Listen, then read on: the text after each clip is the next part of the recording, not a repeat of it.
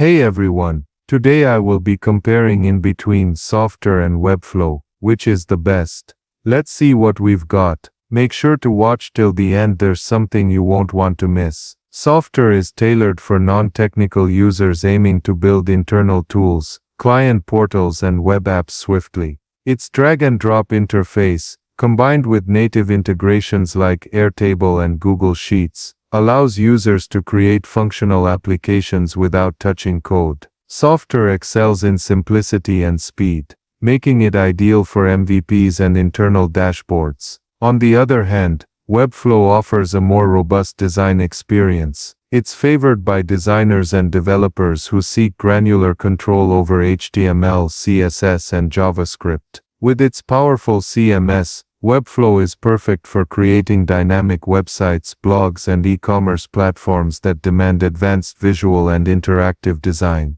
When it comes to user experience, Softr boasts a gentle learning curve, allowing users to get started quickly and without technical friction. Webflow, while more powerful, has a steeper learning curve, but it rewards users with unmatched design flexibility. In terms of pricing, Softr offers a straightforward and accessible model, making it a strong contender for startups and solo creators. Webflow's tiered pricing suits a broader audience, from freelancers to enterprise teams, with features that scale with complexity. So which platform should you choose? If you're looking to build functional web apps or internal tools rapidly without needing extensive design control, Softr is your go-to. But if your priority is complete design freedom and advanced customization for marketing or commercial websites, Webflow stands out. Ultimately, the best choice depends on your goals, comfort level, and the type of project you're creating.